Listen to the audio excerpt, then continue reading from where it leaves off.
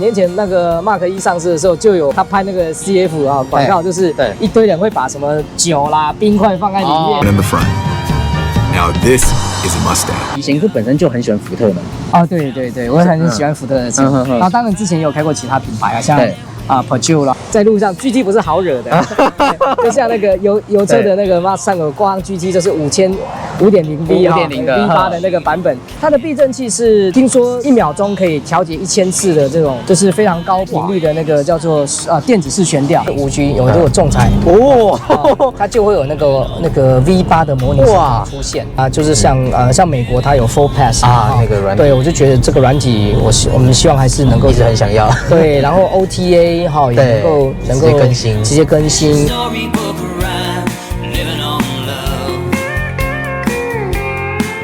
欢迎收看脖子解说，今天刚好有一位车友，他开福特的电马，这台就是很有趣了，算是脖子第一次频道里面有电马的车友来分享。我们先欢迎他一下，嗨，哥好，我是贤哥。对，贤哥，一进来的时候就刚好在整理一下东西。你看他这个前面就是没有引擎对，很多人问我说，哦，你有没有电动车有没有引擎？电动车怎么会有引擎这么发达？我太难了。那在前面你看它空间很大就在有100升。几年前那个 Mark 1上市的时候，就有他拍那个 CF 广告，就是一堆人会把什么酒啦、冰块放在里面。 In the front. Now this is a Mustang. 做一个小 party 用的，对，其实这个空间还蛮大，而且它这边还有泄水槽、泄水孔，你看是怕有漏水的话，它可以直接泄下去，它可以直接泄下去，所以你看它其实还蛮简单。然后这边就是这个彩蛋嘛，野马这样 logo， 很精致对，很精致的车子，还不错。贤哥这台是几年几月的？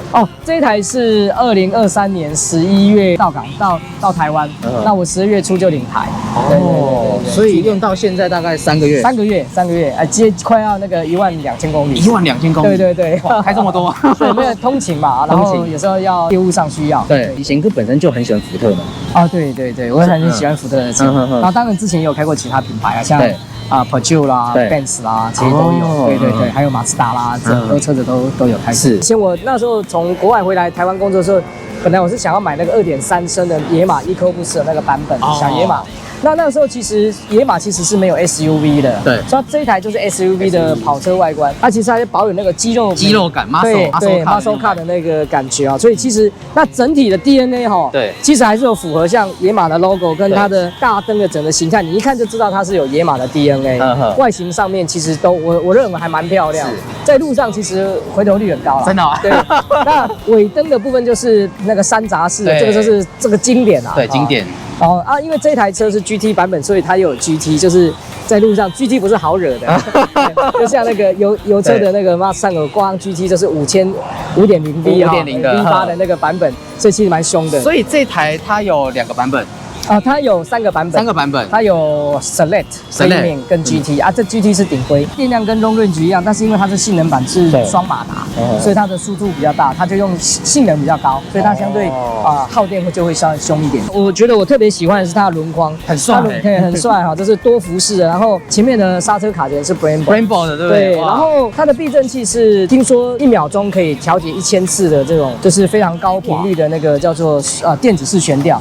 那其实老实说因为我自己开它的3种动力模式，包含我们叫做一般的叫 Whisper 无声乐趣跟无 G， 它有3种不同动力模式。我觉得那个悬吊是有感的变化，会越来越硬。贤哥当时有考虑其他车款吗？有，那时候考虑 Model Y， 我觉得如果我自己有电动重机嘛，那我就觉得应该可以比较不一样。对，那因为 Model Y 很多人买。那本来我定的是 Model Y 的 Performance， 那后来因为就是看到野马之后，我觉得这个车子我比较喜欢，而且其实我蛮喜欢开车，不单单是科技啦。对，如果可能很多车友喜欢科技的含量高一点，可能就会觉得要买 Model Y。那但是如果说以车辆的本质，我现在开的这几个月，我之前也有试驾过 Model Y， 我觉得这比较喜欢我的需求，比较有超价感这个乐趣，这真的是很好的超价乐趣，这个没有话讲，没话讲。对，那刚刚讲到超价乐趣，对，我们不如先到车内，好，一起去超价一下。好，没问题，没问题。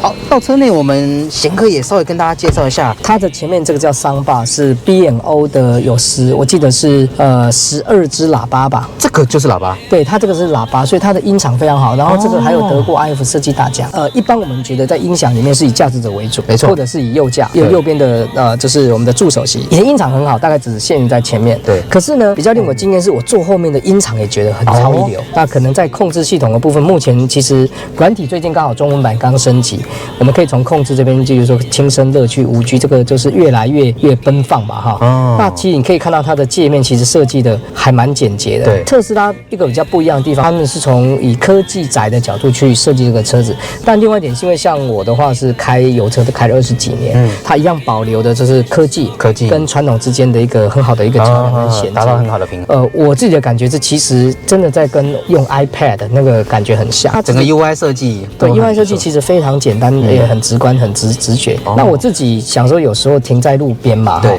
或想要看个电影，我就买了一个小车机，对 Apple Pie， 对 Apple Pie 的车机，我觉得还不错。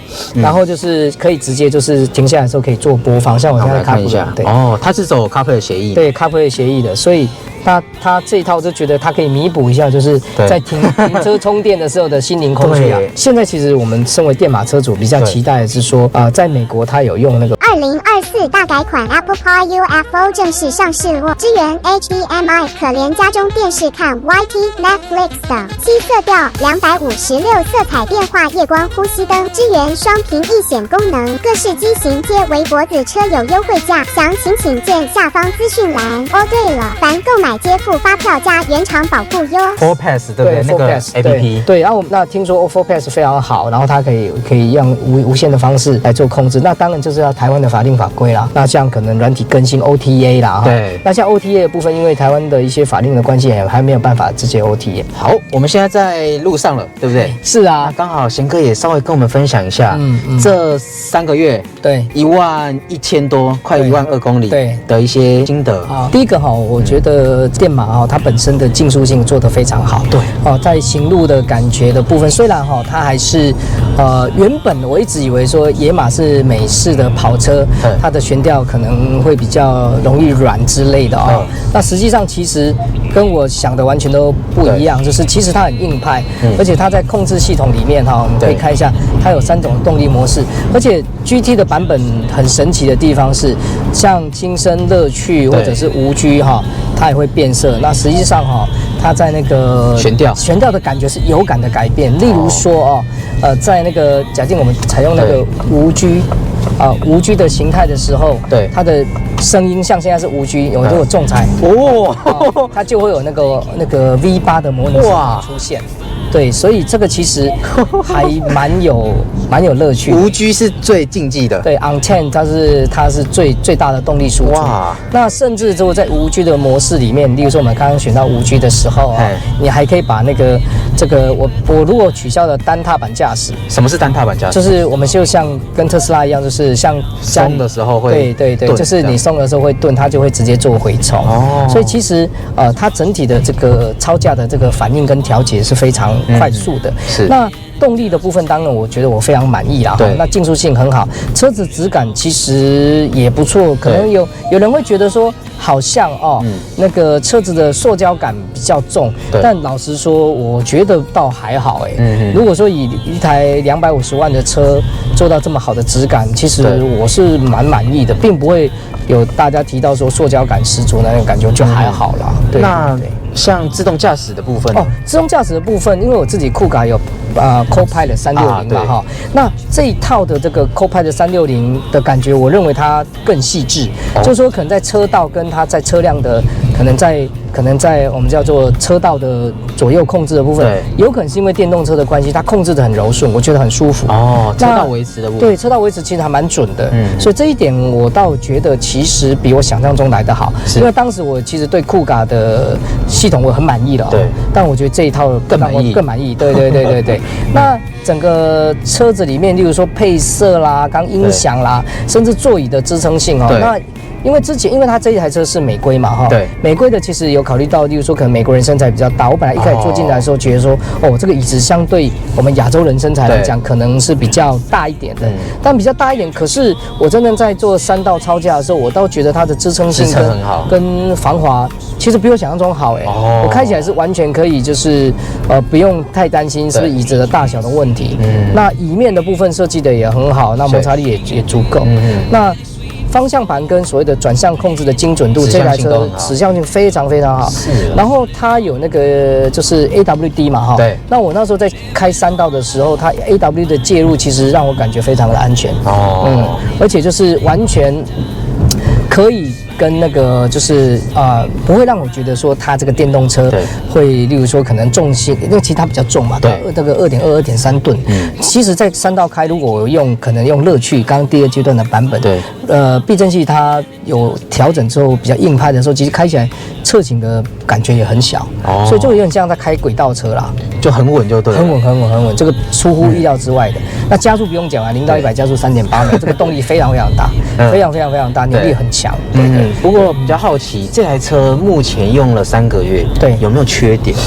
其实没有完美的东西嘛。对。那我觉得缺点的部分就是，我认为就是希望，因为其实这台车的本质不错，但是希望它在 APP 的还有整个控制界面，例如说丰富程度嘛。对啊，就是像美国它有 Full Pass 那个软体。对，我就觉得这个软体，我们希望还是能够一直很想要。对，然后 OTA 也能够直接更新。那另外一点就是可能在那个图资地图的部分，听说啦应该最近好像会release那个中文，例如说我们假定是用它的车子的导航，那这个部分的话，它虽然是有看起来是中文界面，但是它的键盘还没办法中文化，所以我们也期待说这个地方能够赶快中文化，我们就可以，例如说我现在可能在说想去哪里，我其实要用英文的没有中文，对，它刚好没有中文，所以这个地方那这样怎么打？很难打吧？我刚好就用那个罗马拼音的方式去记录，其实可以的，只是说当然这个就以台湾一般消费者来讲，就会觉得你没那么方便，你图资做那么好对，结果就是没有那个这有点奇怪，但据说福特也在努力解决这个事情，我觉得这个还好啦。那只是说，当然有这个功能，就希望它能够做得更好。对，那这个部分是目前我觉得之前可能唯一的小缺点。对，之前有提到说那个就是这个小荧幕跟大荧幕的部分，它的中文你设定完之后，它会跳英文，现在已经好了。它软体，那我还是觉得说，其实福特还是蛮原厂跟经销商像有什么软体升级，他们都会通知我说，贤哥，麻烦你来做升级，我觉得蛮贴心。然后他们主动讲就对了。那他们这样经销商都有设定，就是专属的服务专员跟技师。其实我觉得还是感觉到蛮好的。对，那种感觉不太一样。对，所以这一块就是有优点，那也有小缺点。对，那就是刚刚提到说，如果跟它竞争对手特斯拉来比我觉得可能在资讯化，可能在数位这一边，它这套系统很好，但是希望能够更接地气，能够让台湾的消费者能够赶快的去享有它这一套那么好的系统。以特斯拉来说，他们的软体丰富度其实还算不错，还是不错的。如果但是车辆本质，如果喜欢操驾跟车子的操控感，这一台没有问题，这真的是首选。这个而且这个 Mustang 的这个 DNA 跟这台车呈现，人家看到你的 GT 都吓跑了。没有，在路上难免会遇到说，有时候想说来试一下，但不可讳言的是，这个电动车有它的魅力。对，确实。好，没错，今天就是我们贤哥，对不对？跟我们分享3个月，对不对？开了1万多公里的使用心得。谢谢脖子哥给我这个机会，我一起非常的热心，贤哥真的非常热心。对那大家如果对于这台车或是有什么好奇的问题，也欢迎在底下留言分享给我们知道。那记得订阅我 YouTube 频道，那我们下部影片见，拜拜。